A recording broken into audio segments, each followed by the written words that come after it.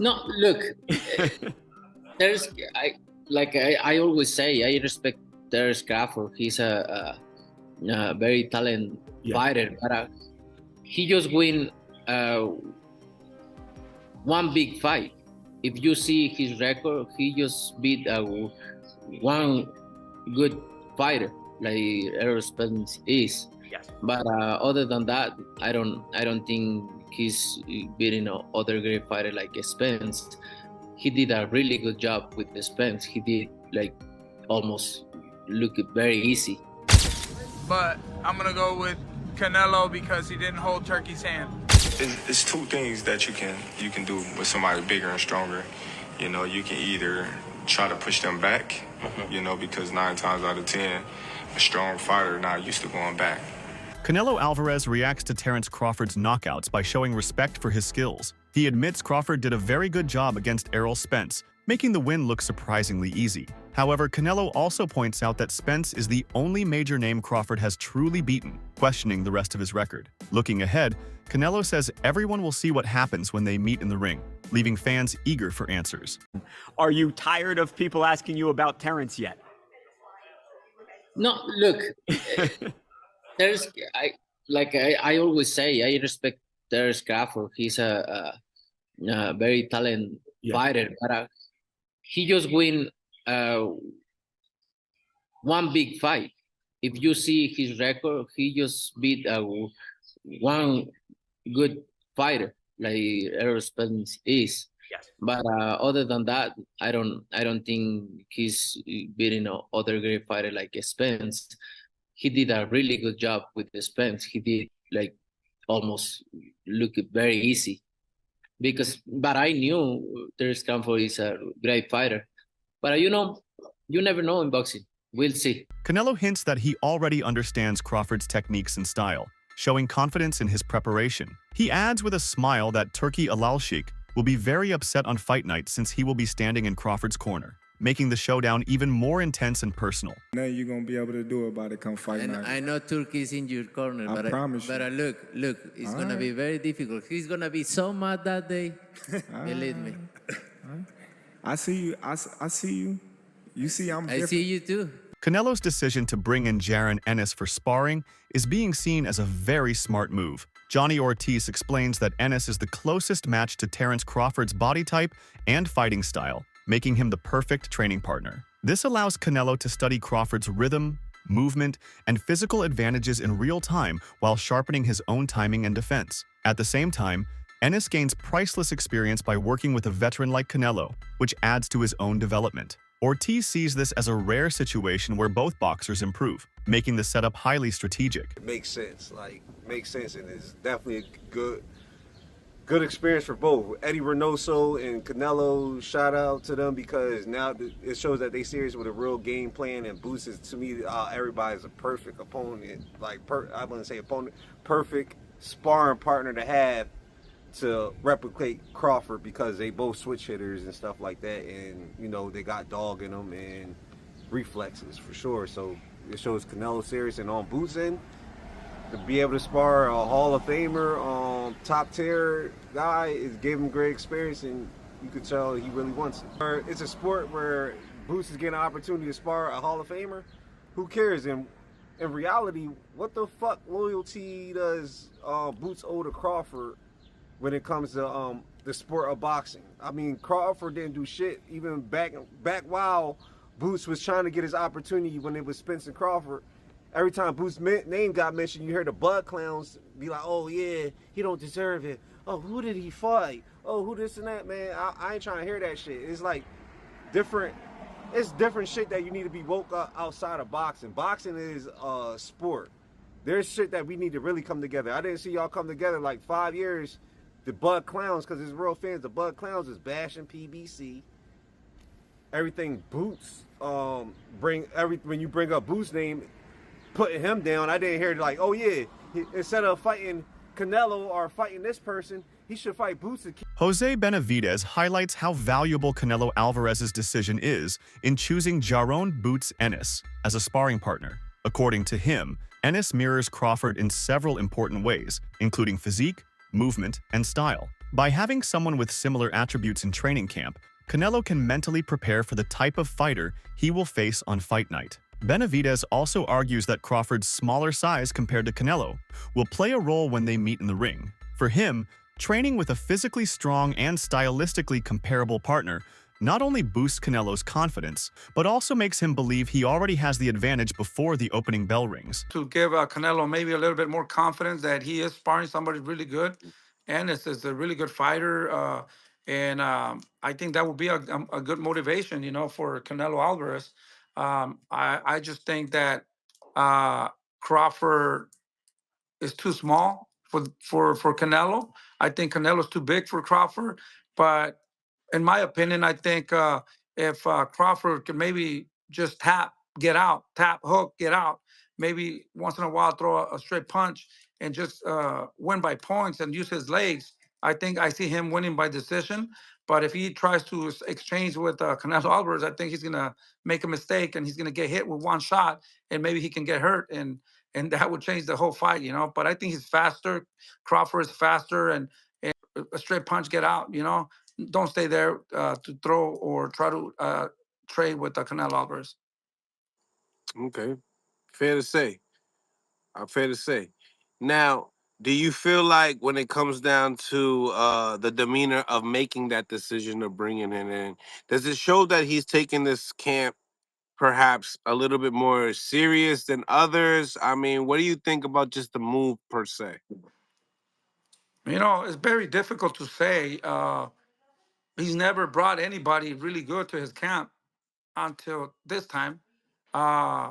Maybe he's lacking enough confidence, or maybe he just wants to use them to trick the people. Or, I mean, it's very awkward and very funny that he brought Ennis to his camp.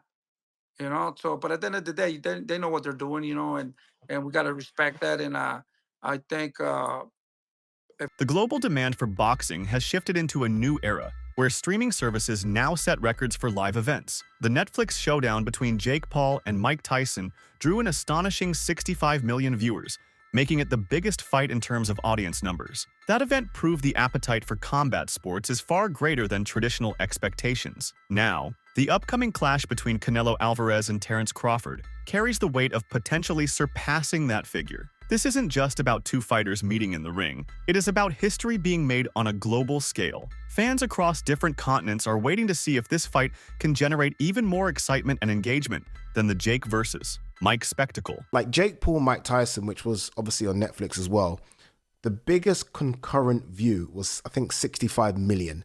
So at one stage of a time, 65 million people were watching that fight, which is crazy, hence why it broke Netflix servers. I do wonder what this does. I think it does around 10 to 15, which is still an incredible number. The problem with these two, and I was saying this morning actually to Gareth A. Davis, like, there's no antagonizer here, is there? No one is willing to play the role of the bad guy, the heel, the bully. And you almost need that a little bit. Like Jake Paul was actually quite smart in the way in which he promoted the Tyson fight. Obviously, look, it's Mike Tyson. But it was promoted so well where Jake was willing to be the guy that, I'm going to fuck up the greatest fighter of all time. He was willing to kind of say all those things and play that role. So people almost tuned in to see him get chinned as well. Neither of these guys are playing that role. Neither of these guys, I don't think, have crossed over massively to non-boxing fans. I mean, to us, they're like gods. But to non-boxing fans, I do wonder how much people know them. Terence Crawford has never been a fighter who backs away from challenges, and his preparation for Canelo shows how carefully he approaches strategy. Crawford acknowledges the difficulties of fighting larger opponents, but insists there are effective solutions. The first is to push bigger fighters backward, something they are often not comfortable with because their size and strength usually allow them to dictate the pace moving forward. It's two things that you can do with somebody bigger and stronger. You can either try to push them back, because 9 times out of 10, a strong fighter not used to going back, so it kind of fucks them up in the head, Yeah. Or you can just box them because some of them just slower than others because they got flat feet, and they just looking to load up on certain shots. Now, Crawford's definitely right here. There's two ways to beat a pressure fighter like Canelo. Either you put the pressure back on him, which is where guys like Triple G and Bivol had success, or you use your superior skills and footwork on the outside, which is how Floyd Mayweather won. Now, Crawford, he can't use the pressure approach because he's not as physically dominant as guys like Golovkin or Bivol. You know, Bud is a welterweight or junior middleweight jumping up. He doesn't have the size to push Canelo back. Now, the outside boxing approach, that is definitely Crawford's best chance against Canelo. Forcing them back breaks their rhythm. The second strategy is to drain their stamina and exploit flat-footedness, a weakness common among naturally heavier fighters. Crawford's understanding of these tactical approaches reflects his high boxing IQ. He knows the path to victory requires more than toughness. It requires the ability to turn disadvantages into strengths. His training camp has been built around these principles, sharpening both conditioning and tactical precision for the biggest challenge of his career. Canelo does struggle to cut off the ring at times. We saw that in the Skull fight. And he does load up on single shots now. But at the same time, Crawford is not the same pure boxer that Floyd Mayweather was. You know, Mayweather rarely got hit in that shell. And his form of countering, you know, a pull counter, for example, was, I'm not going to get touched and then I'll make you pay. Whereas Crawford's style of counterpunching is different. Bud will take one to throw 2 or 3 back. And he can't do that against Canelo because of the size and power difference. If Bud takes a clean right hand to throw back an uppercut or a hook, he's either going to get dropped or he's going to end up on his bike like Jermell Charlo. So while I do agree Crawford does have the superior skill set in this fight, but because he doesn't have the size to push Canelo back or the defense of someone like Mayweather to stay perfect for 12 rounds on the outside, I do think Canelo's size and power will make the difference in this fight.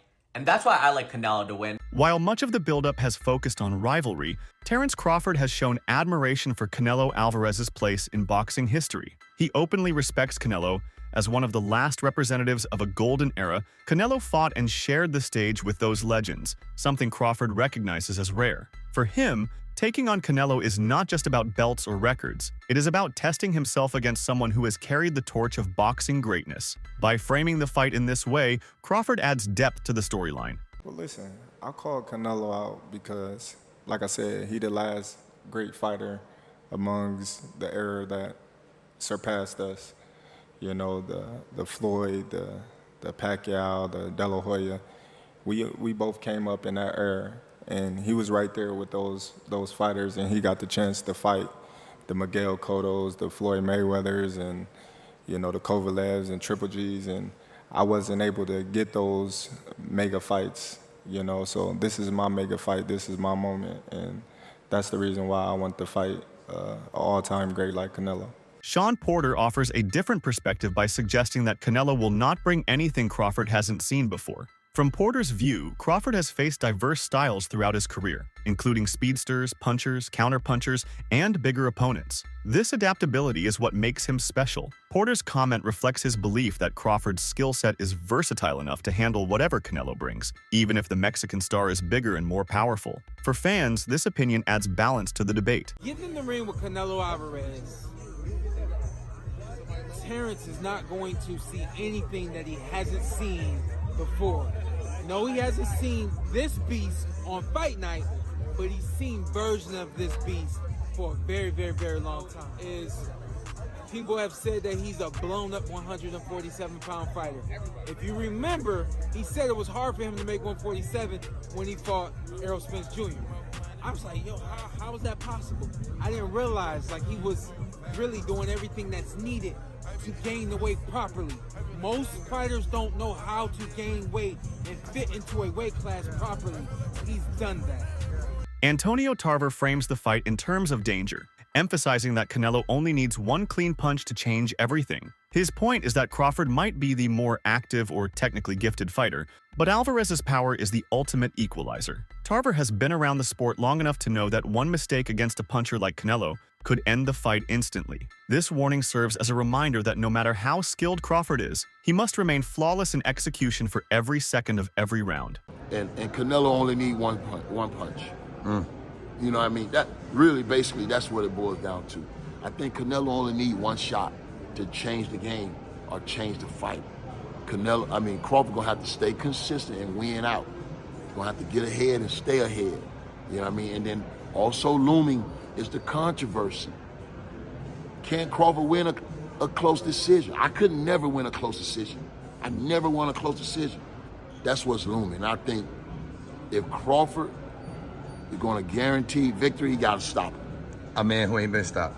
he got to stop him, bro. Yes, So challenge. that's going to be the challenge. So I like Bud. I've always loved Bud, bro.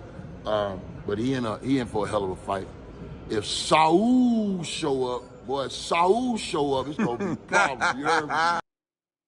Andre Rozier highlights the significance of Canelo's decision to spar with Jaron Ennis, stressing that it shows how committed Canelo is to preparing thoroughly. For Rozier, bringing in such a high-level fighter demonstrates respect for Crawford's skills. Canelo is not overlooking the challenge. He is building his camp with the kind of sparring partners who can push him in ways similar to what Crawford might. Rozier believes this attitude underlines why Canelo has remained a champion for so long. His willingness to adapt, prepare, and test himself in training is what sets him apart. This seriousness is what gives fans confidence that the fight will showcase the best version of both athletes, as neither man is leaving anything to chance. To get ready for Crawford. I would think it would be because he's ambidextrous, as is Crawford, so it can do nothing but help him. And he has Yolendis Hernandez also helping, another fighter who is ambidextrous, so it helps. And we just want to see him do what he has to do, because this is a great fight. Who were you initially taking? Is it Crawford, or who were you initially No, I think I'm always under the direction of the bigger, better man. And Canelo's the bigger guy in this fight. And Crawford is my guy. It's just two weight classes and everything else. It's going to be tough. But if anybody can bring some energy to this, it'll be Crawford. Does Canelo bringing Boots into camp, does that lower Crawford's chances to you? Well, it doesn't help. I'll tell you that much. It's a very, very astute move to bring someone who switches from lefty to righty. Big, strong young man, very fast, capable punching power. It's going to be a help. It'll be a help for him. Mike Perry shares admiration for Terence Crawford's talent, but ultimately sides with Canelo, citing the unstoppable force of Mexican power. His remark underscores the cultural pride and identity Canelo brings into the ring, carrying the expectations of an entire nation. Perry's comment also touches on lighter moments surrounding the fight buildup, referencing Crawford's interaction with Turki Alalshi. While meant humorously, it adds personality to the narrative, showing how every detail in the lead-up becomes part of the larger story. I'm going with the Mexican power. I think, I know Terence is tough, you know. He's an incredible fighter, but I'm going to go with Canelo because he didn't hold Turkey's hand. Not all experts agree with the idea that sparring with Jaron Ennis perfectly prepares Canelo for Crawford. Some analysts argue that Crawford's uniqueness cannot be replicated. They point out that Terence has brought in some of the best minds and talents for his own camp, who provide elite-level insights. These analysts believe Crawford's preparation may even be superior, as his training is built around versatility rather than imitation. The claim is that while Canelo sharpens himself against someone similar to Crawford, the American champion is equipping himself with strategies from multiple brilliant sources. This clash of preparation styles highlights the complexity of the fight. It's not just a battle in the ring, it's a battle of ideas, strategies, and the environments that shaped each fighter's readiness. Jaron Boots Ennis don't talk about nobody. He stayed on himself. He stayed in Philly. Yeah, we as supporters and them people as fans, I'm nobody's fan, feel that he may have dug Virgil Ortiz or Virgil Ortiz dug him. But hey, man, Jaron Boots Ennis don't even give off that type of energy to be out there and to be out there wilding. The man trying to fight Canelo. What's wrong with him getting work with Canelo, bro? That's priceless work. That is sparring. Terence Bud Crawford, the man got Andre Ward. Terence Bud Crawford, the man got Shakur Stevenson. Terence Bud Crawford, the man got Lester Martinez. The man got mad people up there in camp, bro. Mad people in camp. Let that man Canelo get his sparring partners. Y'all got to be up over there scared. Y'all got to be up over there musty. to culture by wearing a Gucci belt. He sold out to culture by wearing a Louis Vuitton belt. We got to stop, bro. We got to stop. Niggas pick and choose when they want to be Malcolm X. Niggas pick and choose when they want to be Huey P. Newton. Niggas be straight up there, up in a white club, looking for the girl with no rhythm. Yeah, her right there. She don't dance good enough. I think I get stopped, bro. Y'all got to stop, bro. Y'all have. That's it for today's video. Stay tuned until next time.